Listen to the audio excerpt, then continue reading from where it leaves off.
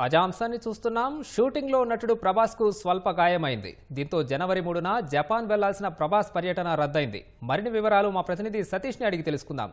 సతీష్, ప్రభాస్ ఎప్పుడు గాయపడ్డారు? ఆ వివరాలేంటి?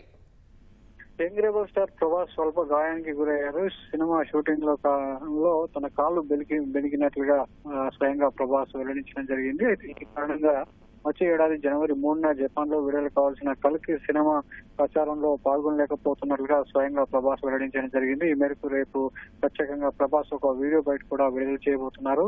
జపాన్ లోని అభిమానులను కలవాలని ఎప్పటి నుంచో కోరుకుంటున్నానని, షూటింగ్ కాలంలో జరిగినటువంటి గాయం కారణంగా కాలు బెనకడం కారణంగా రాలేకపోతున్నట్లుగా, తన పర్యటన రద్దు చేసుకున్నట్లుగా తన పైన ప్రేమ అభిమానులు చూపిస్తున్న జపాన్ అభిమానులకు ఈ మేరకు క్షమాపణ కూడా చెప్పడం జరిగింది. అయితే జపాన్ పర్యటన రద్దు కావడం వల్ల తాను హాజరు కాలేకపోతున్నట్లు ప్రకటించినటువంటి ప్రభాస్ మిగతా కల్కి సినిమాకు సంబంధించి మిగతా చిత్ర బృందం డిస్ట్రిబ్యూటర్లు ఈవెంట్ కు హాజరవుతారని వెల్లడించడం జరిగింది. అయితే ఈ గాయం వారం రోజుల క్రితం జరిగినట్టుగా తెలుస్తుంది. ప్రస్తుతం వైద్యుల సూచనల మేరకు ప్రభాస్ తన నివాసంలో విశ్రాంతి తీసుకుంటూనే మిగతా ప్రాజెక్టు మారుతి దర్శకత్వంలో వస్తున్నది రాజాసాబు తో పాటు అదేవిధంగా అనురావుపూడి దర్శకత్వంలో నటిస్తున్నటువంటి ఫౌజీ సినిమా, అదేవిధంగా ప్రశాంత్ నీల్ దర్శకత్వం వస్తున్న సలాటు సినిమాలకు సంబంధించి కూడా సమాలోచనలు చేస్తున్నారు. ఆ టీమ్ తో కూడా ఇంట్లో నివాసంలో విశ్రాంతి తీసుకుంటూనే చర్చలు జరుపుతున్నారు. ప్రస్తుతం సెట్ లో అది రాజాసాబ్ షూటింగ్ పూర్తి కాగా ఏప్రిల్ 10న విడుదల వచ్చే ఏడాది